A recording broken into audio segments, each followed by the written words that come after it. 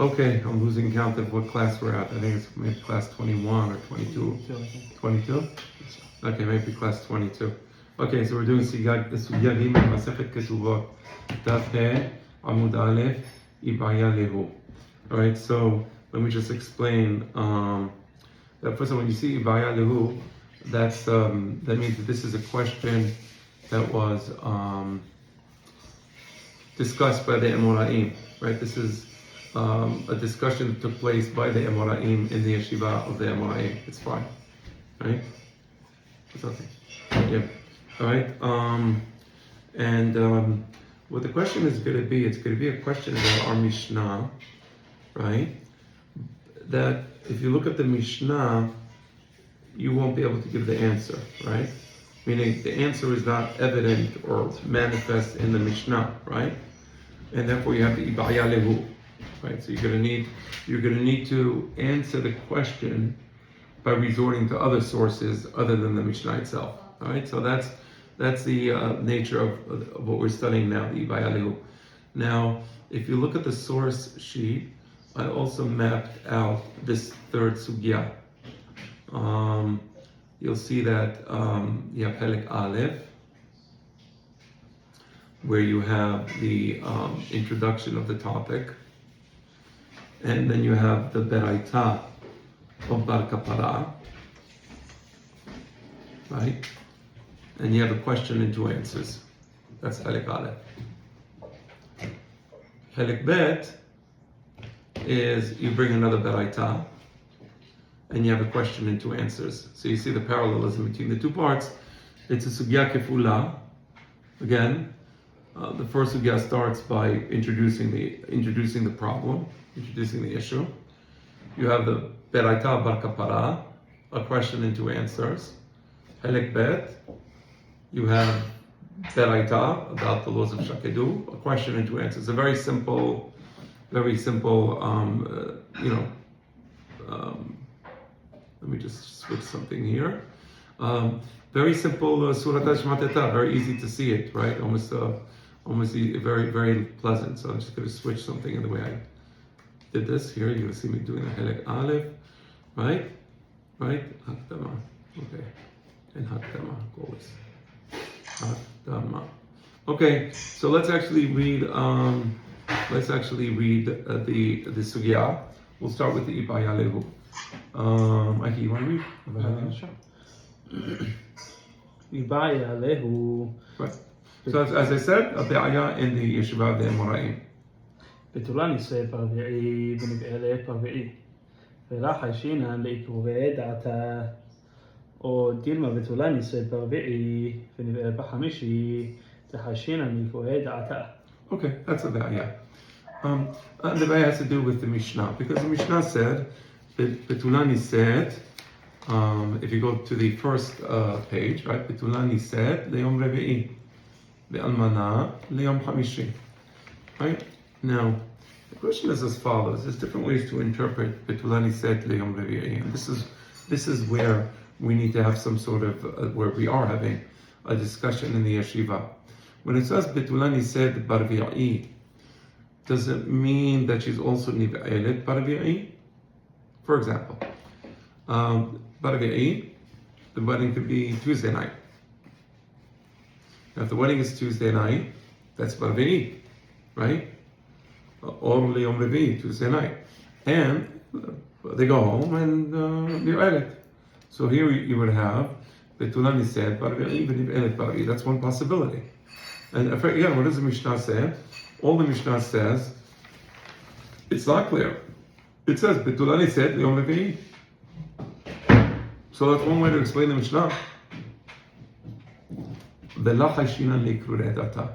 in that case, you're saying we're not chosheshim for ikrure data. We're not chosheshim that he's going to calm down. We said that the reason Betula Niset Yom Revi'i is because Batedinim Yoshavim B'Yom Chamishi. Now, if he marries her Tuesday night, that is, and he's with her Tuesday night, and let's say he bad news. She's had a betula. He wakes up Wednesday morning, he's still angry, he's enraged.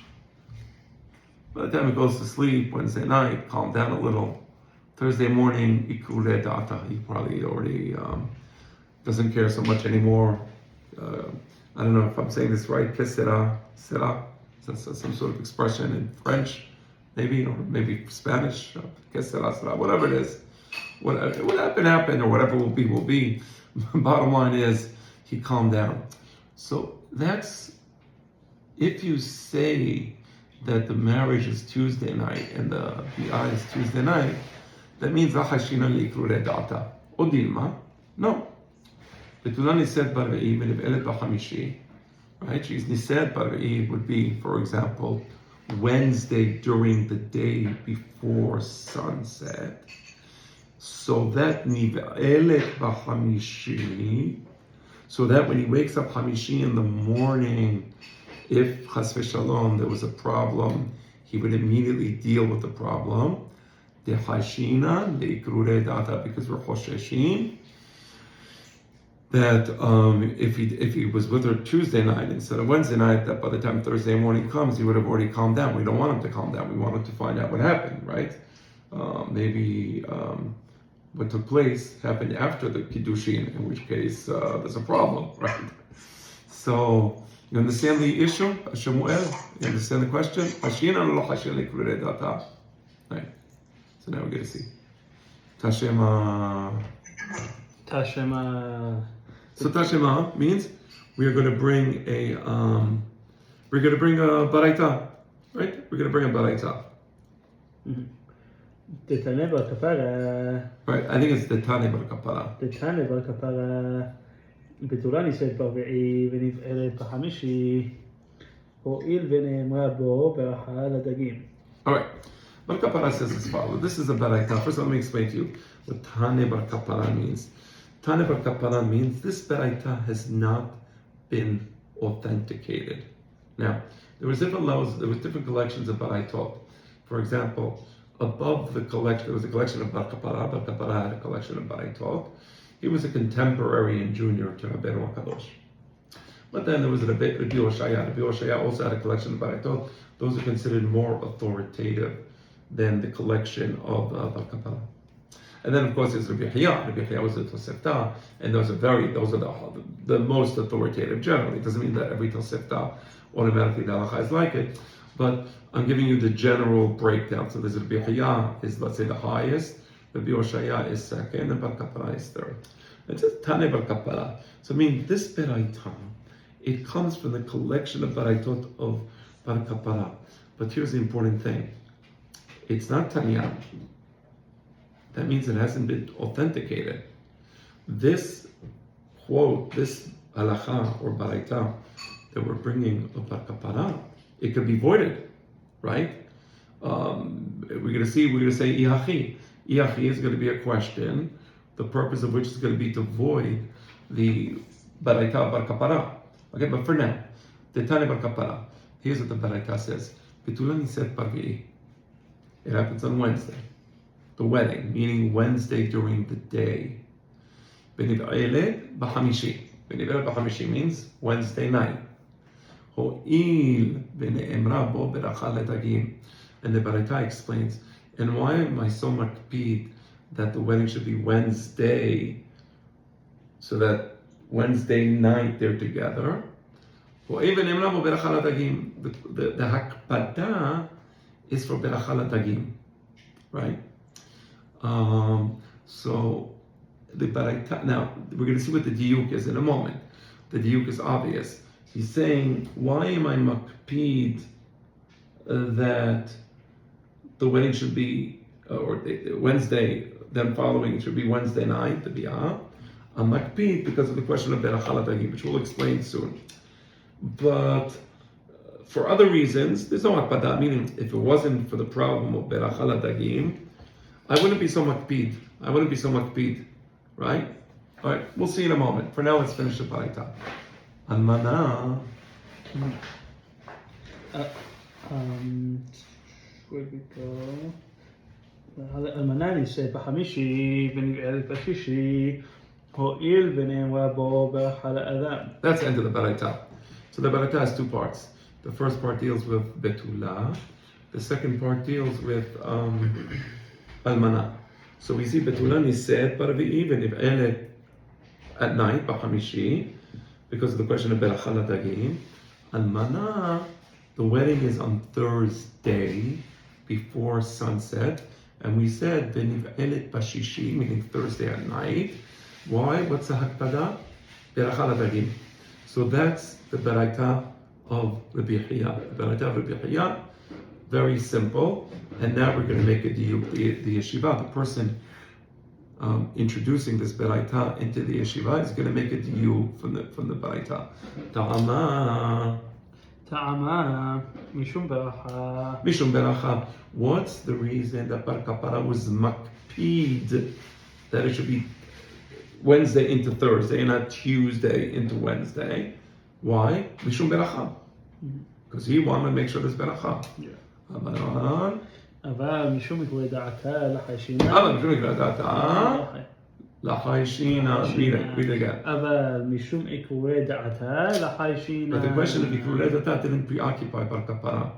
Here we see two things. Okay?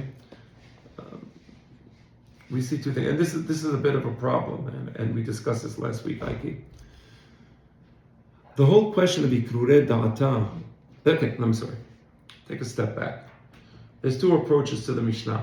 When the Mishnah says Betula Nised Leyom Revi'i, there's two explanations for that. There's the explanation of the Bavli, and there is the explanation of the Yerushalmi.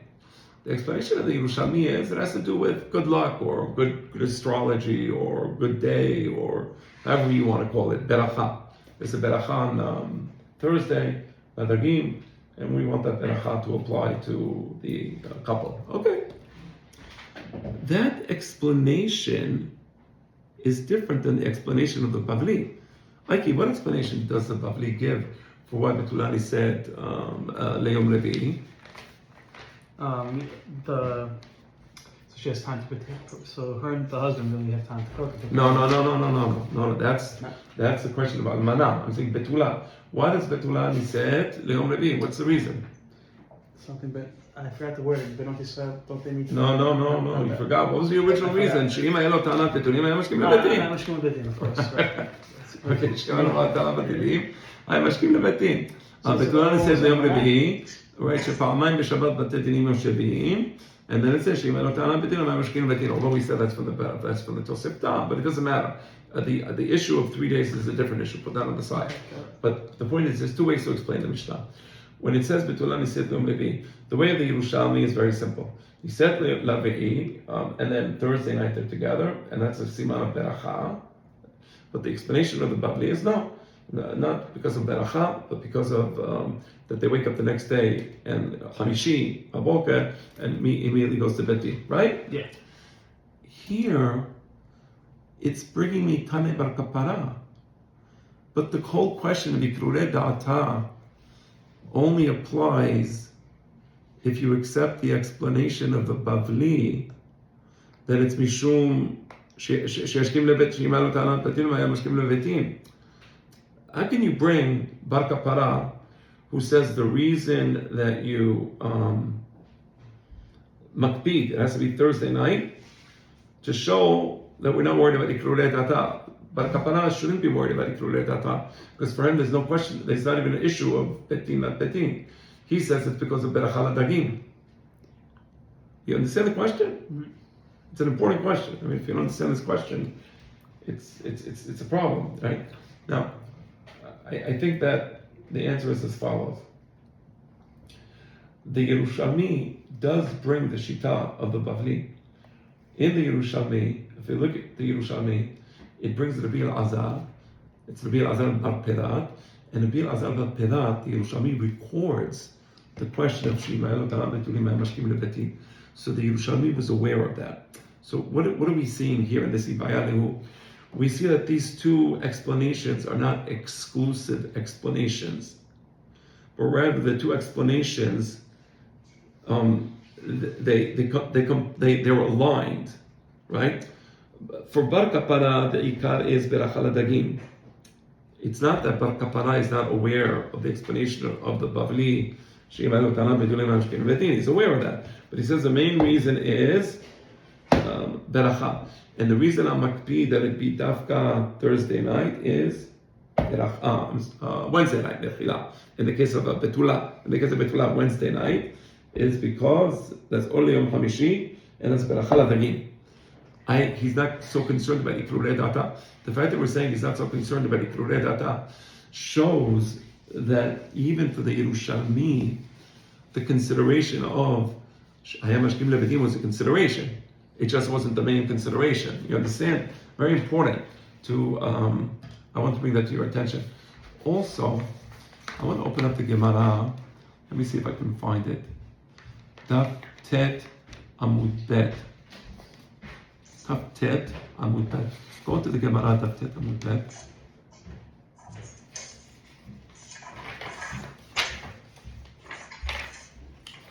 Right.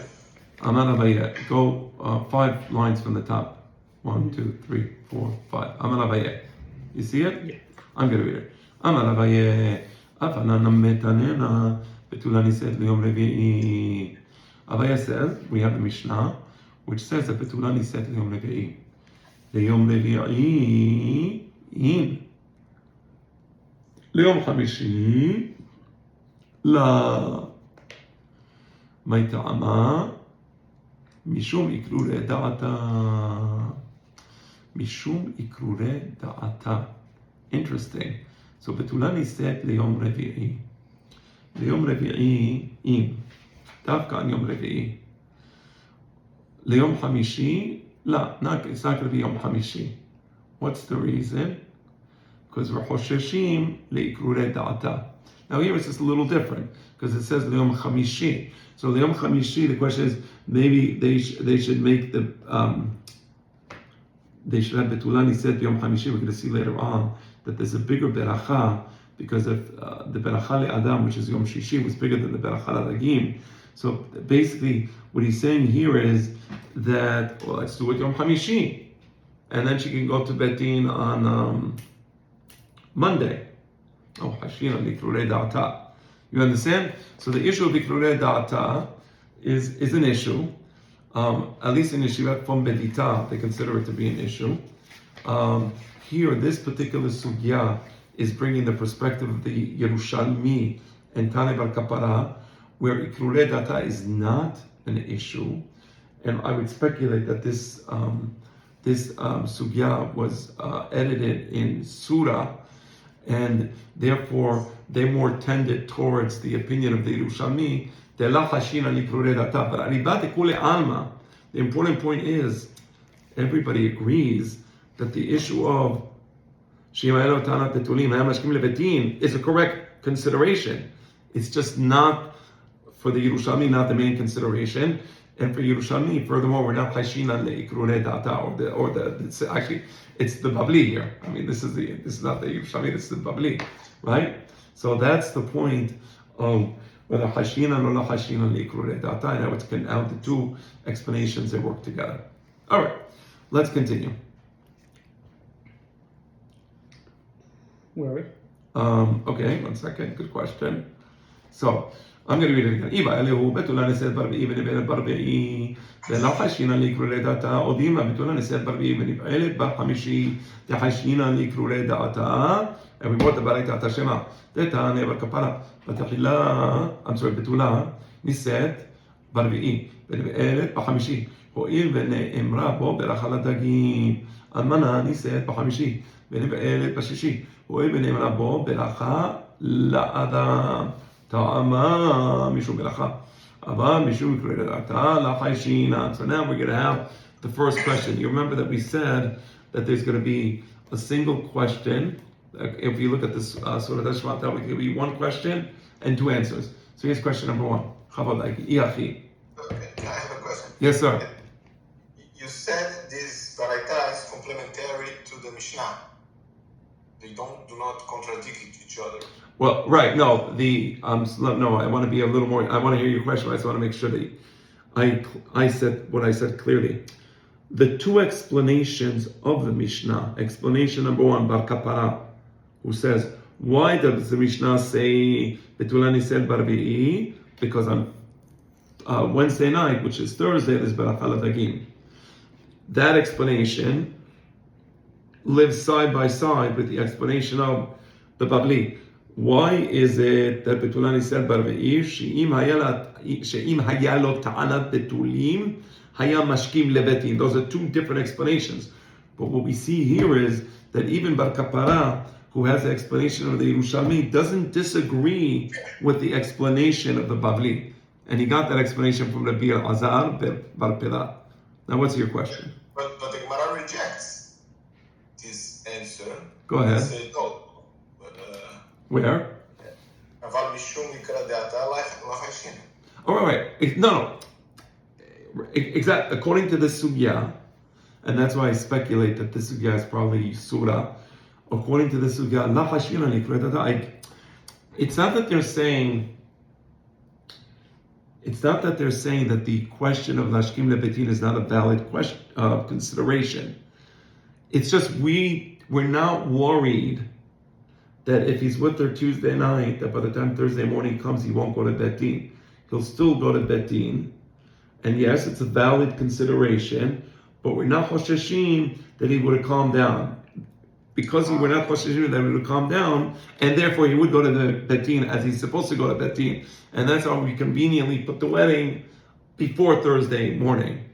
Tuesday night or Wednesday night doesn't matter. La hashina likru redata. Tuesday night is good enough.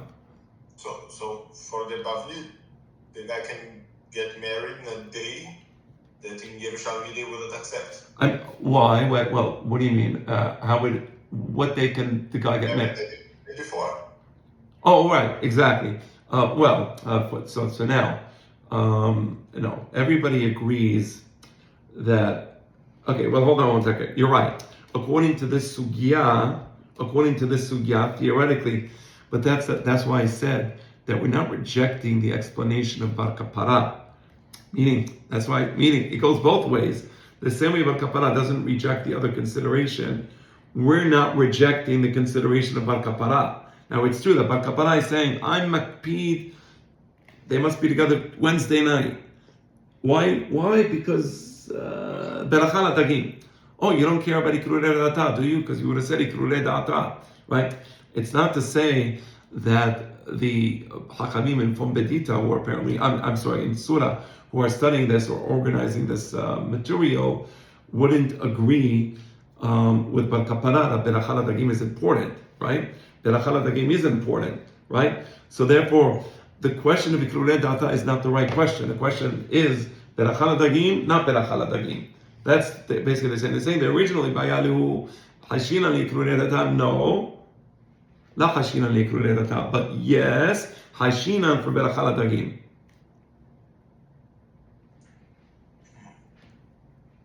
Right? So,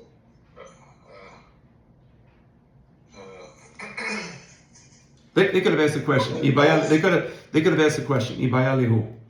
Betulani said Barvi'i. I'm sorry, let me find it. Ibayalihu. Betulani said Barvi'i v'niv'el Barvi'i v'la chashina leberacha ladagim. But they wouldn't know. But that wouldn't make any sense anyway. But the point is that the way I'm understanding the sugya is that the Yerushalmi agrees that Lashkim Lebetin is a consideration, and the Bavli agrees that the Beracha Ladagim is a consideration, and that's what we see here, because otherwise the sugya doesn't make any sense.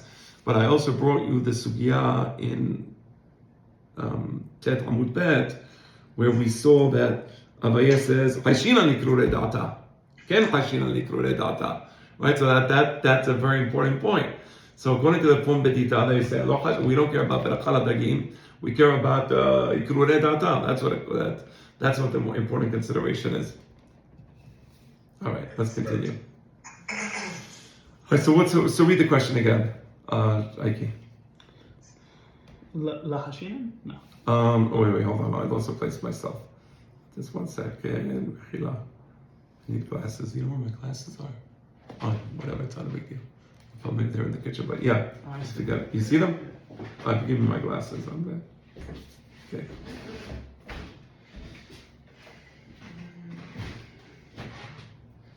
Thank you very much. All right. So, one last question. Sorry for. It's one second. Okay. So it's going to be Ihachi almana namet tiba'el b'chamishi. Okay, that's going to be where we're at. That's going to be the question. I'm sorry. Yes, sir. So in this sugya, they accept that they get married on Tuesday night. No, they insist that they get married on Wednesday night, not because of Kirurei Data, that's not the reason, but because of, Both reasons. no, Beracha Ladagim. If it was just the reason of Sheyashkim Lebetin, we would not be Choshashim LeKirurei Data, and therefore they can be together Tuesday night. Okay. So this accepts the bracha ladagim. Yes. This sugya clearly accepts the Beracha Ladagim, not even a question. Okay? This sugya, and that's why I thought it was Tamua, and the answer is that the two explanations, they align with each other, right? All right, let's go. Ihachi almana namet tiba'el b'chamishi. הואיל ונאמרה בו ברכה לדגים. Okay, so that's the question. The question is as follows. You're saying that Beracha Ladagim is so important that we insist that they be together Wednesday night, which is Thursday, or Leim Chamishi, so that they get Beracha Ladagim. If that's the situation, Yachi, now why Almana, we don't always also insist that it be Wednesday night. Let me explain this question. I want you to understand the question. The Iachi is basically questioning the internal logic of the Baraita. You're bringing this Baraita as a source to demonstrate the point that La Haishina Likrure Data. That's what you want to show. Okay, fine. But the Baraita appears to be contradictory. On the one hand, the Baraita is saying that Betulani said Dafka Beyom Revi'i Bayom, so that at nighttime, which is only Leyom Hamishi, Tiba'el, and in that way we're ensuring that she gets this great Beracha Ladagim. So if that's the case, why did the Baraita say Almanani said Bahamishi v'neveret Bashishi? What happened to Beracha Ladagim? Why Almana doesn't deserve Beracha Ladagim? You understand the question? Yeah. So that's a question. So Iachi Almanana me Tiba'el v'chamishi ho'il v'ne'emna bo Beracha Ladagim. Right? Again, the purpose of this question, Shemuel, the purpose of this question is to demonstrate an internal contradiction in the Beraita, so that we can reject the Beraita, because you remember, this Beraita has not been authenticated. And if you can show that there's an internal contradiction, the whole Beracha goes out, and we're not gonna bring it. The sugya probably would not exist, or maybe they say, they Mishabeshta, they would say that the Beraita is Mishabeshta or something, right? So, all right, let's go. So we're gonna have two answers. Answer number one. Okay. ברכה דאדם עדיפה. ברכה דאדם עדיפה ל... ברכה דאדם עדיפה ל... We prefer the beracha of Adam over the beracha of Dagim. Adifa le. Now, so then you could ask a question, which isn't asked by the Gemara. So if the beracha of Adam is Adifa le, then why don't you do Betula? And the answer is, and here you see that even according to the opinion that beracha is important, but they're not rejecting the idea of Shimael Tanat Betulim Yashkim Lebetin. You understand? You see how they agree. Everybody accepts the two answers. The answer of Beracha Ladagim, one explanation of the Mishnah. The answer of Shimael Tanat Betulim Yashkim Lebetin, another explanation of the Mishnah.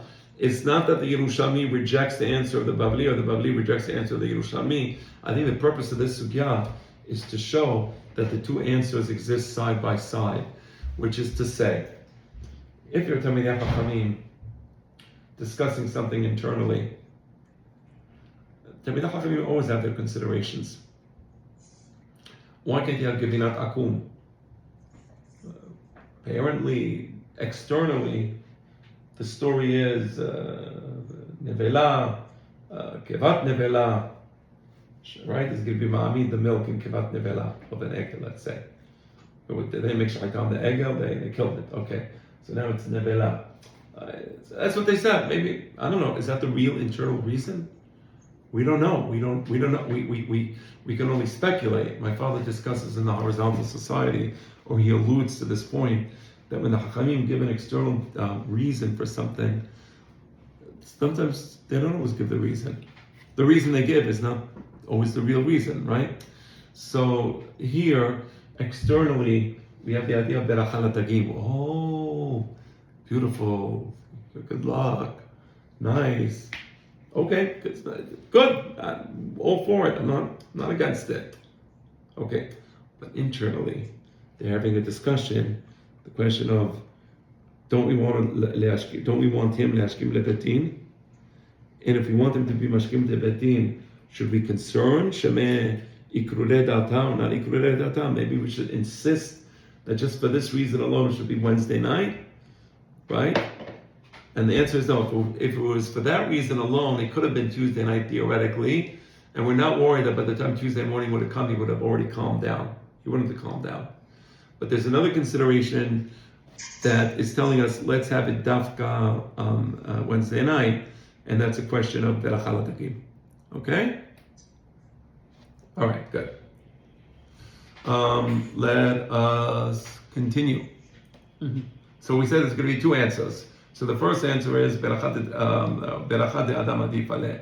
Ve'inameh. Okay, and the second answer is because it's another gezerah of shakedu. We're going to see what we didn't study this.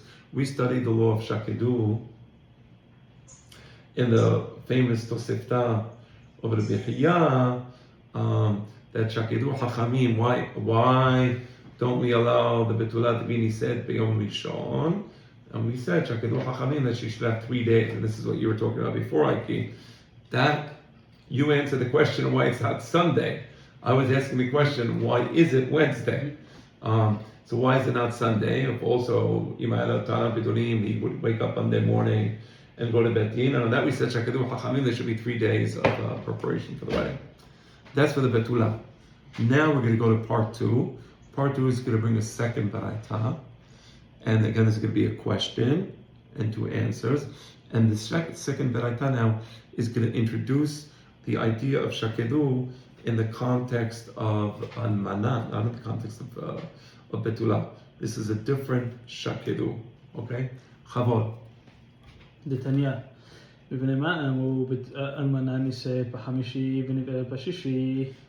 Right. What's the reason that Hachamim Davka said, let the Almana get married on Thursday, so that Thursday night, which is Or Leyom Hashishi, she would be Niv'aylet? What's the reason?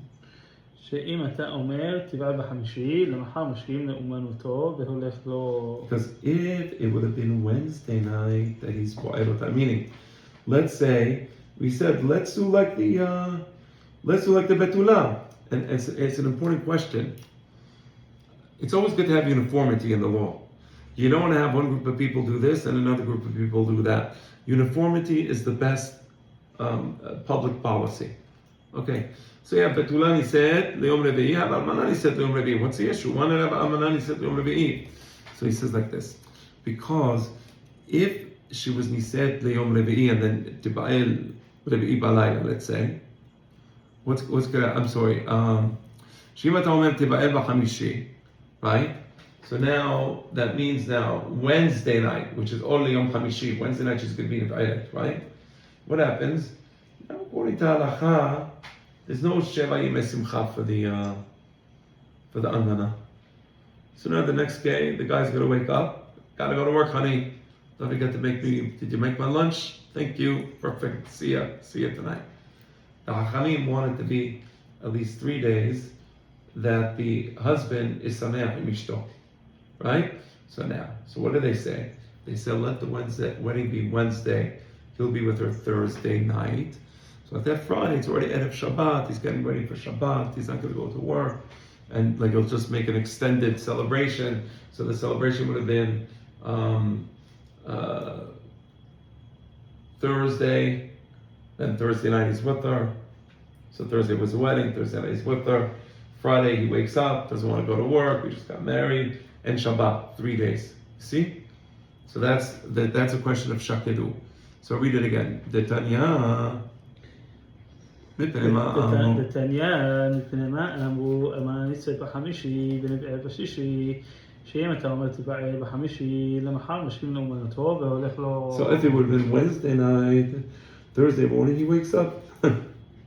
שקדו חכמים. שקדו חכמים על תקנת בנות ישראל. So the Chachamim were insistent or persistent regarding the fact that the Jewish women are well treated. The daughters of Israel are well treated. שיהיה שמח עם שלושה. But this is what they don't understand, by the way. Like I know, like in Arab cultures, it's customary to beat the wife and to treat her like garbage, and they don't understand. I didn't do an anthropological study, and I don't mean to say every Arab does this. Maybe there's Arabs who are wonderful. I have no idea. I just don't know. But what I see, okay, let's take Afghanistan. Let's take other countries like that. They don't realize that when you treat your woman like garbage, your children are going to come out like garbage. And then you have suicide bombers and terrorists, nations of suicide bombers and terrorists, of course. And the Chachamim are very intelligent. They realize that by respecting the woman and respecting the wife, you could have children that come out beautiful, children that come out with love and intelligence and wisdom, right? So modern. The Torah was so modern. Because think of it, in those days, women were treated like utter garbage. The woman was nothing, right?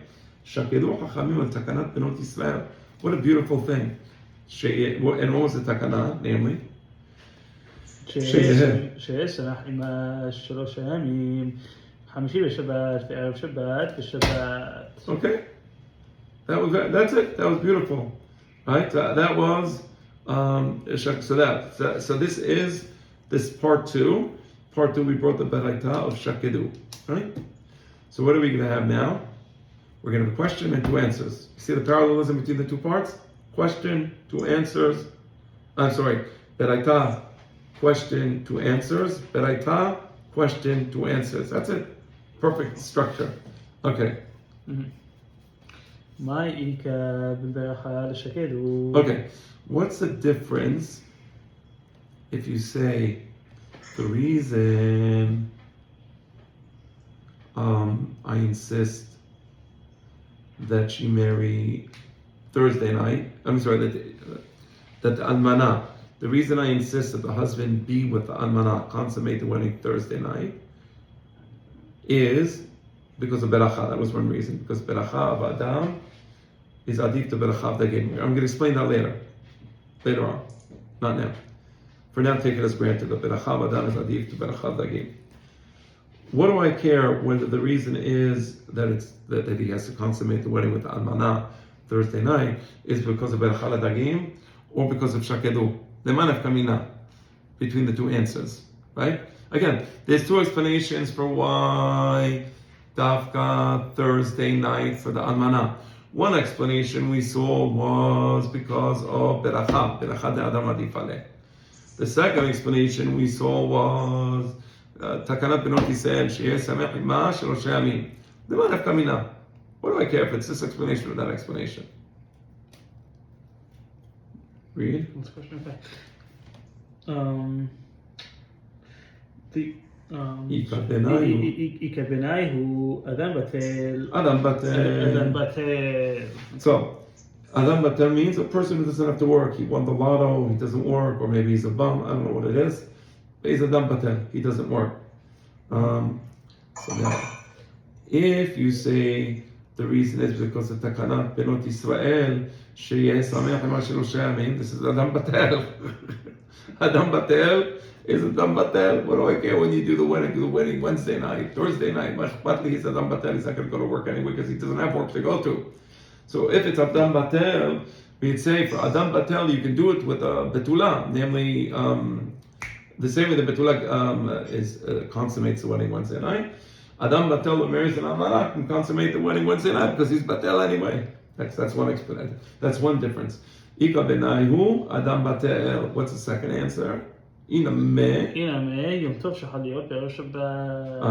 The second explanation, the second nafkamina between whether you say the reason almana has to get married Thursday, consummation of the wedding has to be Thursday night, beracha ladagim adam, or because of takanat Bnot Israel, if it's a situation Yom Tov שיכול להיות בערב שבת. Let's say Yom Tov comes out on Thursday night. If Yom Tov comes out on Thursday night, now we can say as follows: let him get married Wednesday, because now even if he's with her Wednesday, and then Wednesday night he'll be with her, and then Thursday will be Erev Yom Tov. He's not going to go to work, right?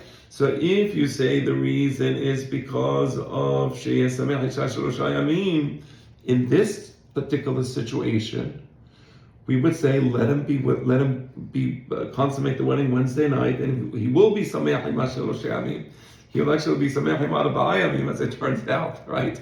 Because he's going to wake up Thursday, it's going to be Erev Yom Tov, then Friday it's Yom Tov, then Shabbat, they end up being 4 days. Perfect. But if you say the reason is because of Beracha Ladagim, it wouldn't make a difference. He should still make sure. Beracha Adam, not Beracha Ladagim. If you say the reason is because of Beracha Adam, then you would want the wedding to be Thursday night, or the consummation of the wedding rather to be Thursday night, Dafka, so that he has the Beracha Adam, right? And you wouldn't care that there's a situation of Yom Tov Shachariot Be'erev Shabbat. Okay? Very simple sugya, very, and as I said, I think the purpose of the sugya is to clarify that the two, first of all, the purpose of the sugya is to explain something in the Mishnah that we didn't know, right? What do we mean by, we said, what do we mean by that? And we explained it. We explained that Yom Revi'i means marriage is on Wednesday, consummation of the marriage is Wednesday night. For Almana, marriage is on Thursday, consummation of the wedding is on Thursday night, right? We showed how the two explanations of why Betulani said Revi'i, one explanation being what the Bavli emphasized, namely, She'im haya lo ta'anat betulim haya mashkim lebetin, exists side by side with the explanation that the Bavli emphasizes of Bar Kapara because of Beracha Ladagim, right? And that the two explanations are not mutually exclusive, but they work side by side. The only question we had is, according to the explanation of Im haya lo ta'anat betulim haya mashkim lebetin, the question was whether Haishinan liikru le'data or la Haishinan liikru le'data. That was the question. And we saw that according to this sugya, la Haishinan liikru le'data. But even though la Haishinan liikru le'data, you would say, so let them be together Tuesday night. No. Still, they're not going to be together Tuesday night. Why? Because we want Beracha Ladagim. Alright? Yep? Okay, now, the next sugya is a series of derashot. I have to work out the Surat Tishmata. Ignore what I put in the sheet. It's not worked out at all, and it's incorrect. Okay, it doesn't matter. I was just dabbling. I figured out the surah, but I didn't put it in the thing. This is the fourth sugya. The fourth sugya is a series of derashot. Two derashot by Bar Kapara. The same Bar Kapara who we just quoted, and who said, Betulani said, Barbe'i, Benib'elet B'chamishi, Ho'il B'neimravo B'eracha Ladagim. Okay, very good. And then we said, Almana, Dafka, Nised B'chamishi, Benib'elet B'shlishi, Ho'il B'neimravo B'eracha Le'adam. Now we're going to bring two derashot by Bar Kapara that explain. And by the way, everybody, when people read these derashot, they have no idea what the derashot are about. This is my father's chidush. The derashot that we're going to be reading now are a midrashic commentary on the sugya that we just finished. A very beautiful idea. They're not just haphazard derashot. Hold on, let me read one of them, what they say here.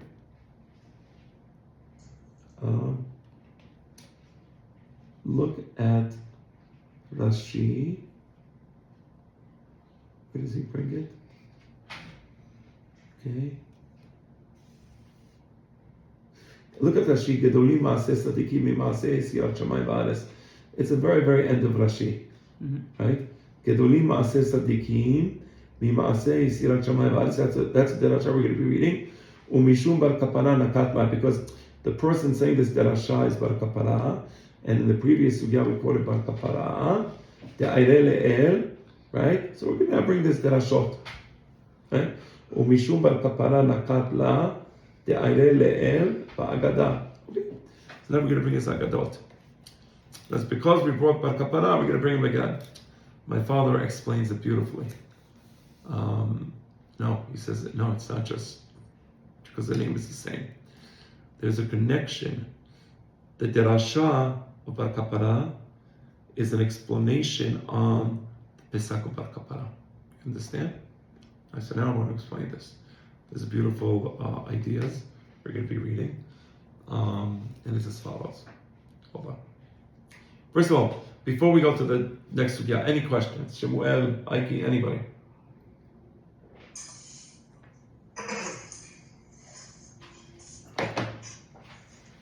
No questions? No. Okay. All right. Very good.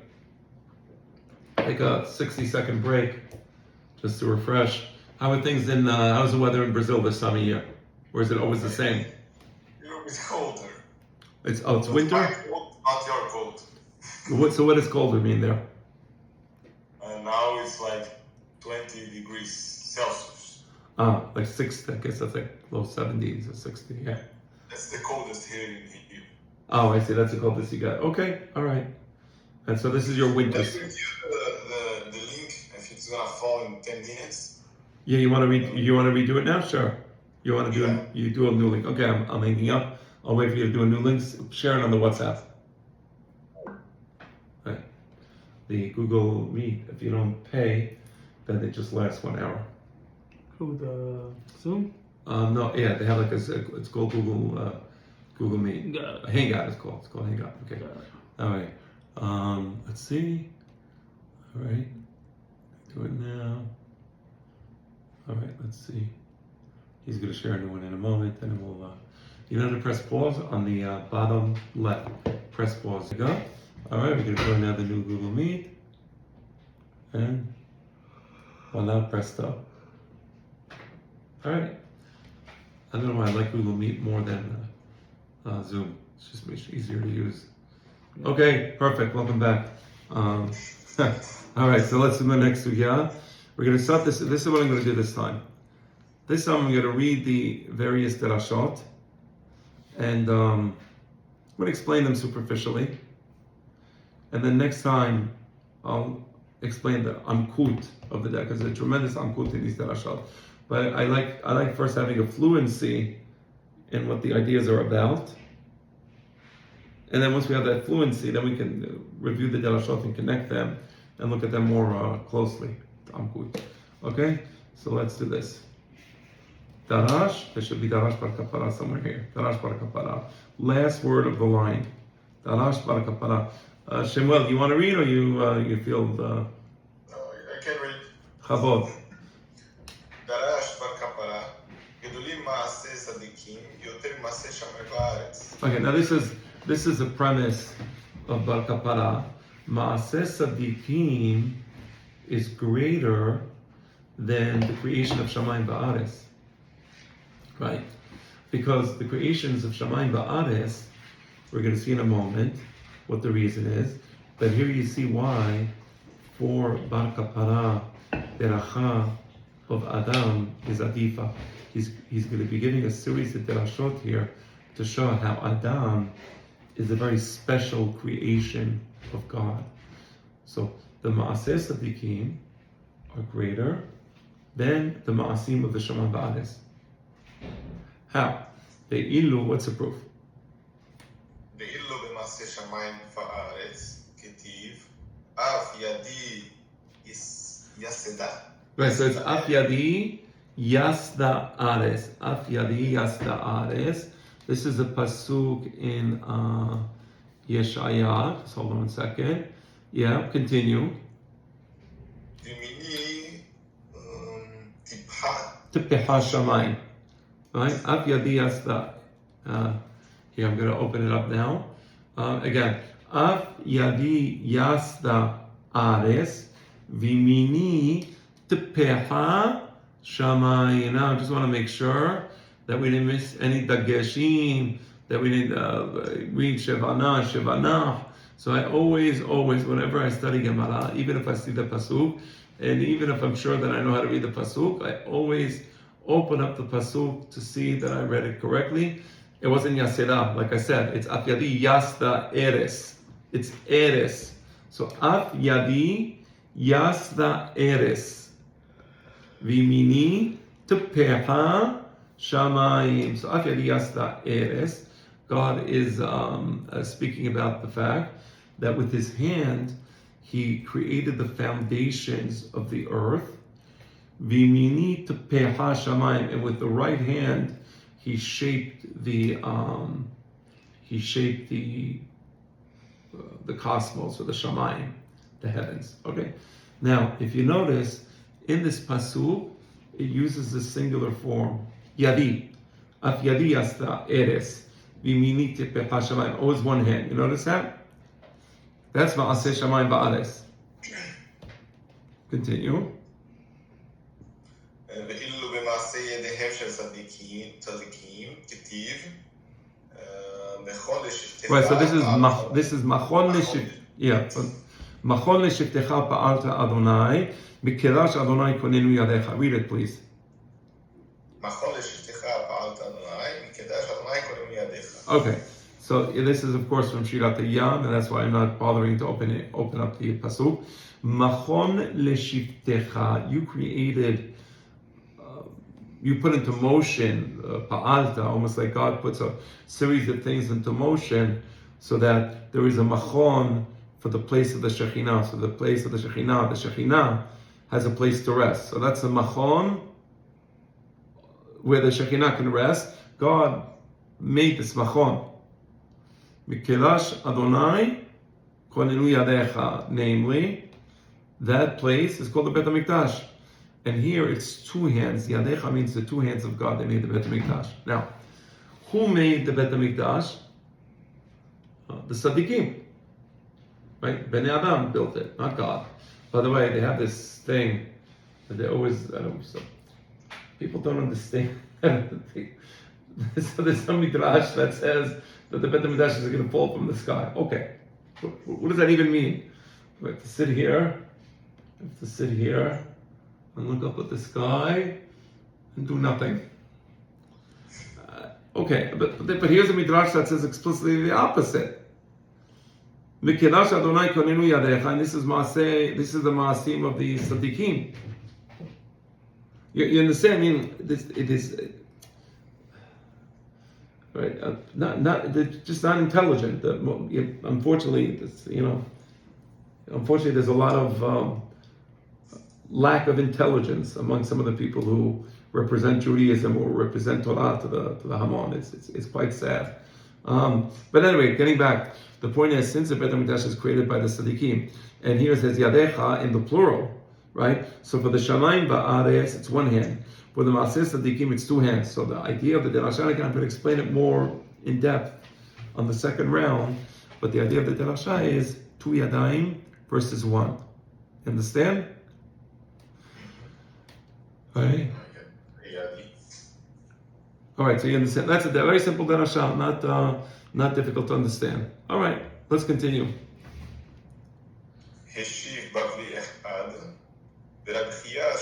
Okay, there was a Babylonian Chacham. His name was Rabbi Chiya. Now, this Babylonian Chacham, his name was Rabbi Chiya, is the great Rabbi Chiya bar Abba, the great one. He was a Hatamim Chaver Rabbeinu HaKadosh. When the Rabbeinu HaKadosh forgot some of the Mishnayot, Rabbi Chiya was the one who reminded him what the Mishnayot were. This is in Bava Mesi'ah. I think that's Pegim al Tevet. So So the point is that Rabbi Yehuda wasn't just a Bavli, but when he said this question, he was not a known person. What happened is when Rabbi Yehuda was young, he was born in Babylonia. Then, when the Rabbeinu HaKadosh, when Marcus Aurelius became the emperor of Rome, and he recognized the Nesiut, and he allowed Rabbeinu HaKadosh to become the Nasi of the Jewish people. So the prominence of the Jewish people rose up. He was like Donald Trump, minus the gratuitous insults. It's right. But Marcus Aurelius was like Donald Trump, but minus the gratuitous insults. But okay, no problem.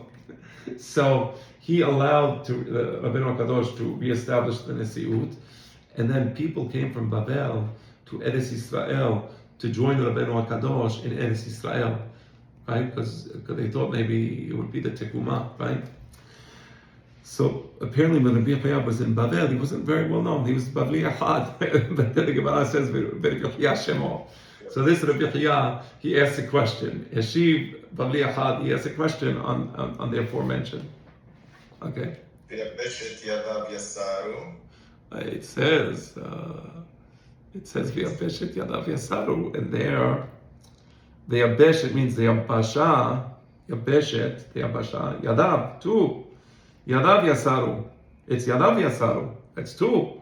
You said Maaseh Tzadikim means greater because it's two, and Maaseh Shayim Va'aretz, it's one hand, right? Af Yadi Yasda Eres. But here it says V'yabeshet Yadav Yasaru. You understand the question? That's the question of Rabbi Yehuda, who back then was a Bavli Ahad. All right. Answer? Yado Ketiv. It's Keri Uchtiv. If you look at the pasuk in Tehillim, it's Perek Samech Asadiheh. It's Keri Uchtiv. It's written Yod Daled Vav, but it's read Yod Daled Yod Vav. So it's Yado means one hand. So the Katuv is one hand, right? So this is the second question. Question number 2, Ba'ketiv Yasaru. Answer? אמר רבי נחמן בר יצחק, יצרו אצבעותיו. כדכתיב, כי יראה שמיך מעשה אצבעותיך, יריח לכוכבים אשר כוננת. So Yasaru doesn't refer to the Yadayim, because there's only one Yad, it's Yado. Yasaru refers to his fingers, right? So the fingers of God, there, V'yabeshet Yadav Yasaru, V'yabeshet Yadav, the Yabasha, Yadav, which is really Yado, Yasaru, through the Espaot, through the many Espaot, God meaning, the idea here is that the creations are incredibly intricate. It's not just the hand, but it's, you need like the fingers are far more detailed, right? So there's a certain intricacy to the creation. So the Yabeshet Yadav Yasaru Espeotav. So we had the Derasha Bar Kapara, we had a question from Rabbi Yehuda, and we had 2 answers. Then we're going to have another question. Oh no, I'm sorry, Kidechtiv. And how do we know that God creates? I think you read it. It was my mistake not explaining it. Kidechtiv. David Amelech says, I see the heavens, which are the handiwork of your Espaot. So you see the idea that the Espaot, they create the heavens. So V'yabeshet Yadav Yasaru, Yasaru refers to the Esbaot. So the Esbaot create the Shamayim, and the Esbaot create the Yabeshet. You understand? Okay? So that was question, I'm sorry, what was that again? Oh yeah, okay, that was question number 1 and answer number 1. Okay. Metivi.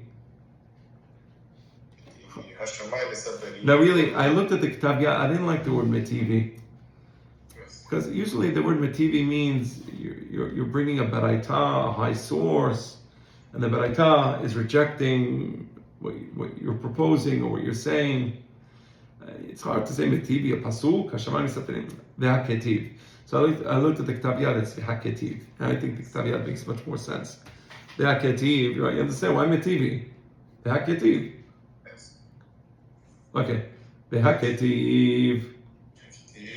השמיים מספרים כבוד אל ומעשה ידיו, מגיד הרקיע. Here it says, "Hashamayim mesafirin kevod el." The heavens, they speak of the glory of God. U'ma'aseh yadav magid rakia. If you want to see the work of God's hands, look at the rakia. It says ma'aseh yadav. That's plural. Ma'aseh yadav. You want to see God's works, like that, what His hands do in the plural? Listen to the rakia. They'll tell you. Yani the creations with God's hands. Understand the question? All right. Answer. Hafi kama. Hafi kama.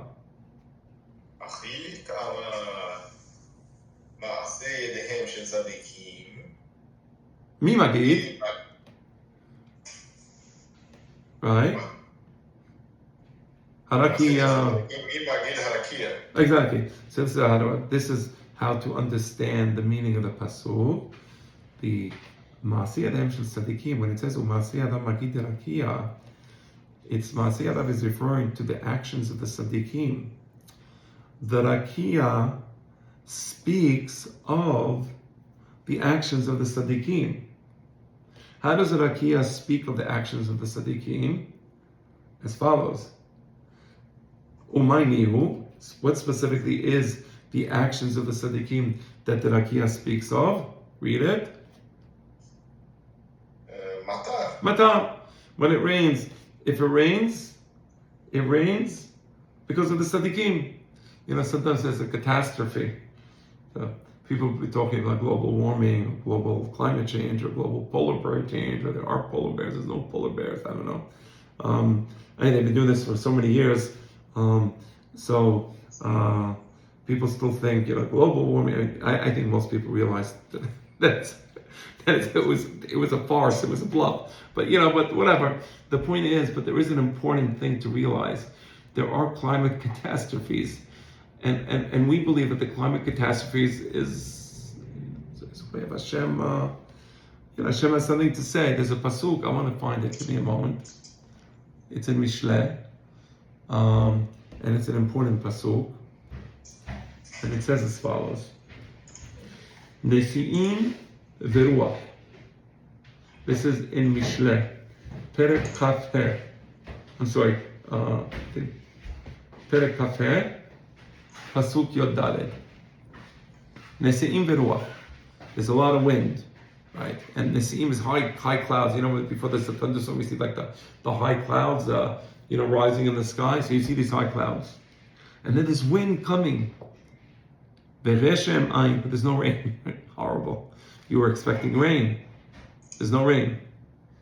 Ish mitalel b'matat sheker. That's when a person, he's praising himself for something he did, which is a lie. Meaning, the words of inequity that people use, so that you're a liar, so that the heavens are going to lie. You said, I'm going to give you something. I'm going to give you a matana. Don't want. Oh, you need money? Of course I'll give you money. Of course I'll give you. He never gives the money. Now the guy was expected to see money. The guy said, of course I'll help you. That's matat sheker, right? So now God does the same thing. Neseim, wind, high clouds, beruach, wind, beresheman. We're expecting rain, God. What happened? Oh, the same way you're deceiving each other, and you're promising something that you're not planning on doing. I'm deceiving you, and I'm bringing the wind and the high clouds, and you think it's going to be rain, but there's going to be no rain. And so now the opposite of that is here. And if there is rain coming from the sky, that's bizchut the tzaddikim. So bizchut the tzaddikim, you're going to have rain.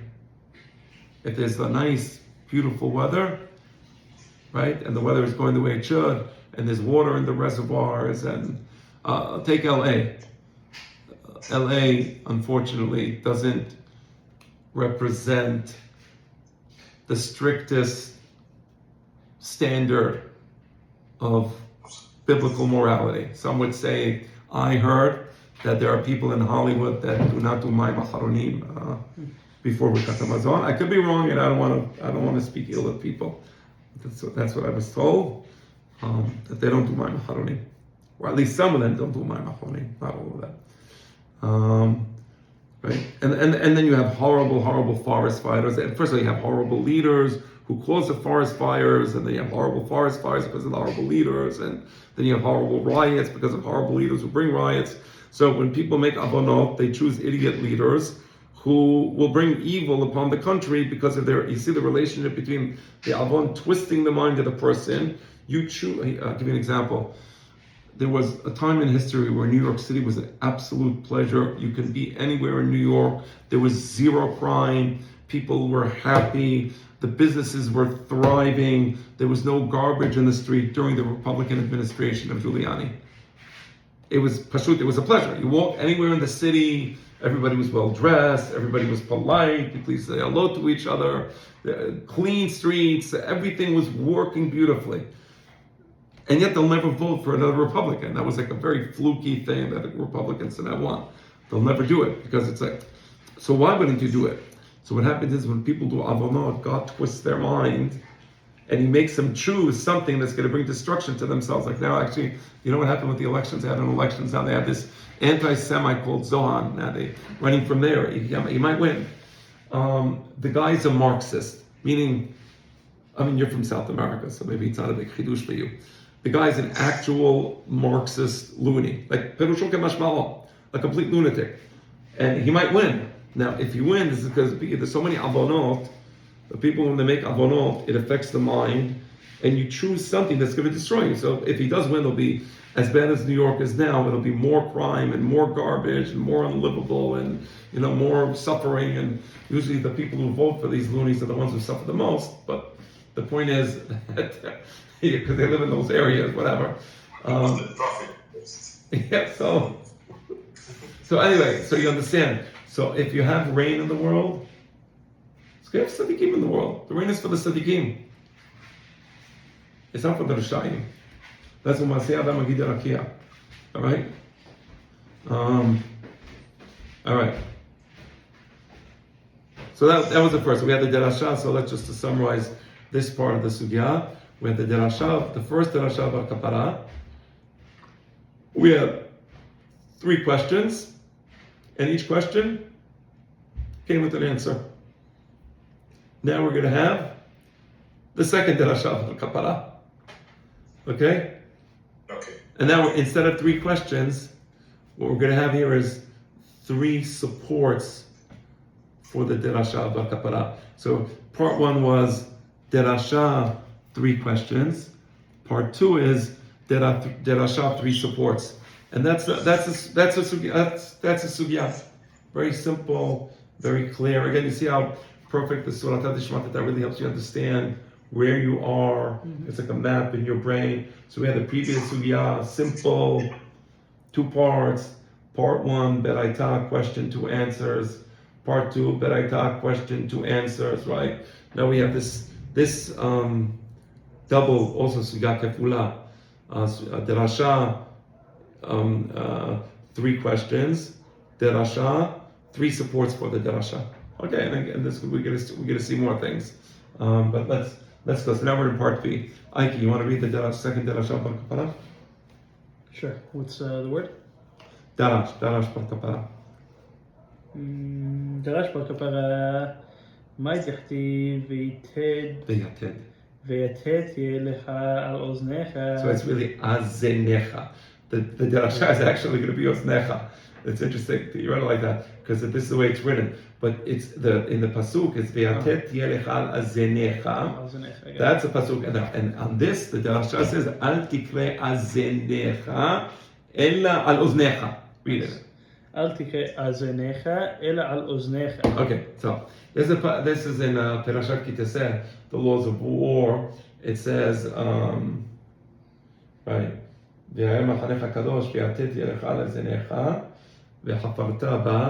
Right, so it says as follows. So now, azenecha, that word means milashon kele zayin, the weapons of war, like you have a sword or a spear or whatever it is. So you should have an extra yated, like a shovel, a yated, like a shovel. So together with your sword and with your spear, whatever your weapons are, you should have a yated. Ala zanecha, right? And it says, now if a person has to go to the bathroom. So you would leave the Mahaneh, because it says Vayay Mahanecha Kadosh, V'lo Ye'edecha Evatz Davar V'shav Me'achanecha, because don't forget, the Shekhinah would go with the Mahaneh, so you had to act properly. So you would go outside the Mahaneh, and you would use the shovel and dig, and do what you need to do, and then you would bechisita, you would cover it, bechisita, and you would cover it afterwards, and that in that way, V'ayay Mahanecha Kadosh, right? Understand? So the pasuk says V'yater tiyeh lecha al azenecha, right? On that pasuk they make a derasha.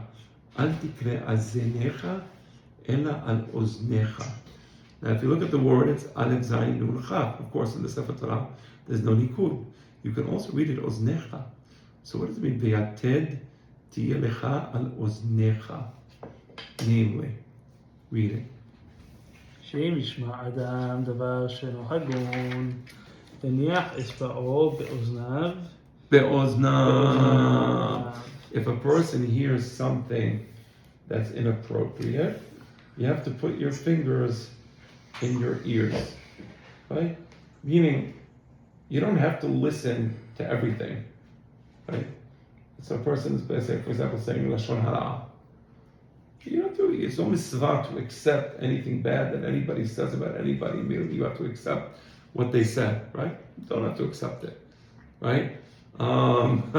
There's deranged. There's a lot of people in the world that are deranged and they have hate and all they do is speak ill of others. It's very sad, but you look at humanity today and the way it is. So naturally, our nature is to be gullible and to believe what people say. But he says no. You should have these hooks ready, and you should be willing to put your fingers in your ears so as to not accept what the person is saying. And then we said there's going to be 3 supports for this. So this is the first support. והיינו דאמר רבי אליעזר מפני מה? I'm sorry. והיינו דאמר רבי אלעזר, because there's no yod. That's right. והיינו דאמר רבי אלעזר מפני מה? אצבעותיו של אדם דומות לתדות. Now, he says, now if you look at the finger of a person looks like a hook, right? Now on that, before he gets a chance to answer, the Gemara stops, they interrupt. My tama, what do you mean, in what way do the fingers look like a hook? Ilema mishum demachlekan. Do you mean because the fingers are separated? So look at me. So before Noah, there's a midrash that says,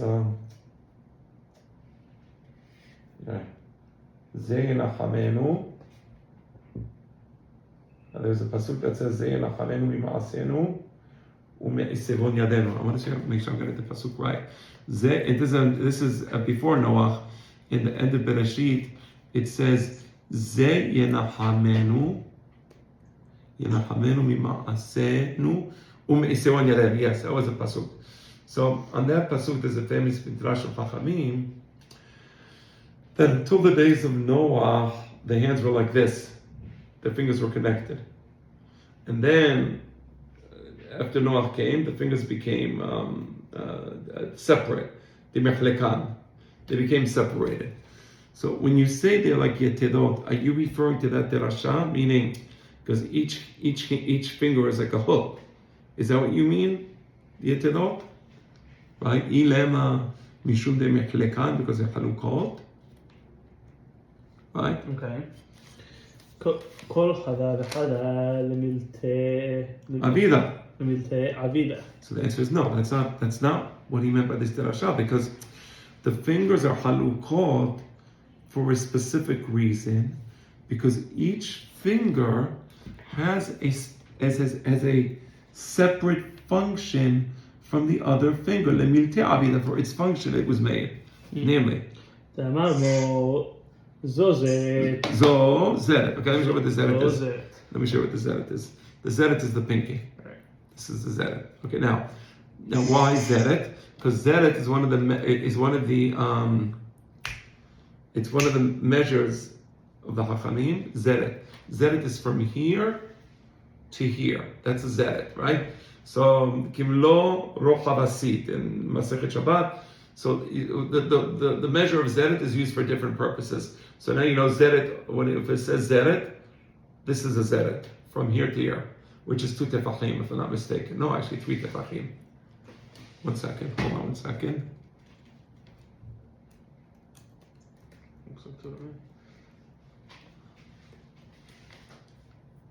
Right.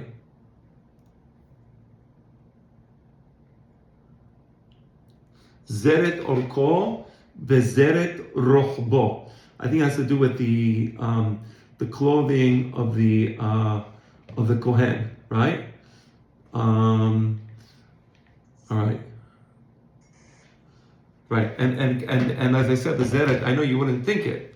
You would say, how can this be 3 tefachim? But it's exactly 3 tefachim, meaning if you take a rule, if you take like a tape measure from here to here, because the Gemara says that a zeret is half an amma, and it says there's 2 amot. There's an amot of 5 tefachim, there's an amma of 5 tefachim, and there's an amma of 6 tefachim. It says, when we say that the zeret is half an amma, it's half the amma of 6 tefachim. You understand? So zeret orko v'zeret rochbo. That's with respect to the clothing of the kohen gadol, right? Okay. So that's right. So that's why we have the pinky. Okay. What about the other thing? Zo kemisa. So the second finger next to the pinky is for kemisa. So you know when the kohen, when there's a korban mincha, let's just say it's a korban mincha of solet, like a flour, semolina flour. So it would bring a large amount of solet, but then for the mizbeach, they would only do kemisa. So the kemisa starts with this finger, meaning the pinky is out and the thumb is out. He scoops up starting with the komes. He begins to scoop and then he scoops it like this. So now in between these 3 fingers, with the komes on the bottom, making sure nothing falls, and then he goes to the top of the mizbeach and he puts the solet, and that's the one that's burnt on the mizbeach, right? Mm-hmm. That's the second finger. Zo amma. All right, amma is here. So when you measure the amma from the elbow to the tip of this finger. Okay. Zo espa. But look at the difference between Am Yisrael, Am Kadosh, and the Goyim. You know, for the Goyim, like, you know, this finger, it represents a curse. Everything is like, you know, everything is pashut. We live in a generation, you know, sometimes I walk to Knesset in the morning, I feel like I'm Noah in the days before the Mabul, you know, and I'm saying it, not even to be funny, but I'm saying it, like I mean it, like it's not a pleasant feeling, it's a very unpleasant feeling. But the Goyim today, it's everything is cursing and filth, and the filthier the better, and filth isn't even filthy anymore, and nothing is like just, you know, by us this finger is to measure the amma. You know, there's a kedusha to it. There's a certain beauty. You know, it's every. This week, my children, which is they're 7 and 6, they discovered that this finger is a bad word in school, and they start laughing. Like, what's the point? Why? It doesn't make any sense. Yeah. So really, it's just, you know, look at the way we look at the human body, and everything is certain kedusha for the kamisa, for the zeret, for the clothing of the kohen gadol, for the amma. How do you build the mishkan? You need the amma, right? All right, let's continue. Zo espa. Right. So espa is this finger, and when you go to the mishkan and you do, for example, zerikat adam, there's a korban chatat that mevi'im et damo bifnim. So we do achat lema'ala v'sheva lema'ata, right? Yeah. So when you do the sprinkling of the blood, use the espa. This is the espa. So again, look at the kedusha of Am Yisrael. It's beautiful. Pamash shelo asani goy. What is zechut? Asher b'chal banu mikol ha'amim v'natan lanu et torato. We're mamash zachinu. Right?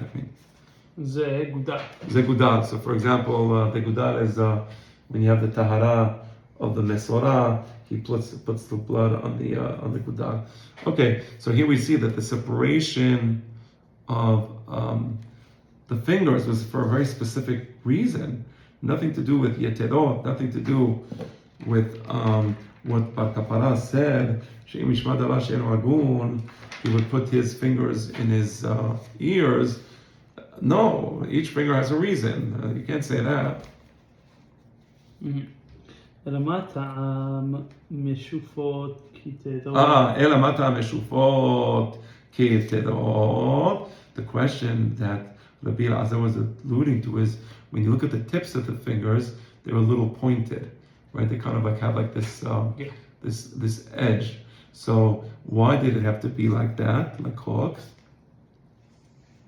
שאם ישמע אדם דבר שאינו הגון, יניח אצבעותיו באוזניו. So like that, you can fit your fingers into your ears, and because it's a little smaller on the tip, you can kind of like slide it in a little, right?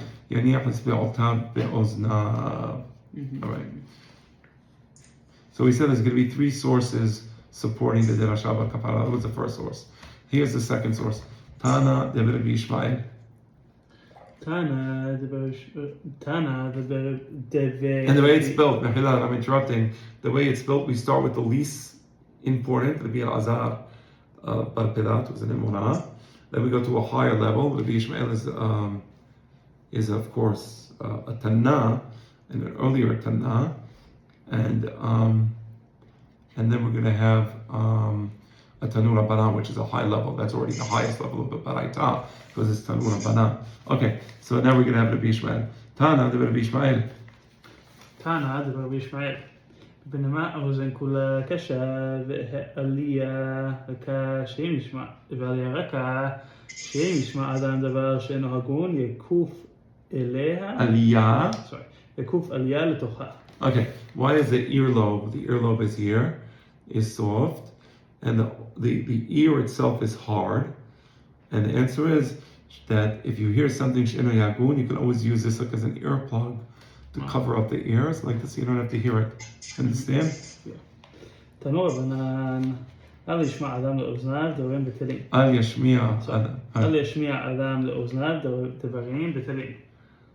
מפני שהן נכבות. נכבות אכילה לאיברים. That's the end of the sugya. This was the last source. We said there's going to be three sources supporting this Derasha Bar Kapara. This is the final source, and the highest level is Tanur Rabbanan, right? That's the highest level of a Beraita, is the Tanur Rabbanan. Tana de Rabbi Ishmael is good, but it's not like a Tanur Rabbanan, right? So why is it that you should be very careful not to allow your ears to hear something inappropriate?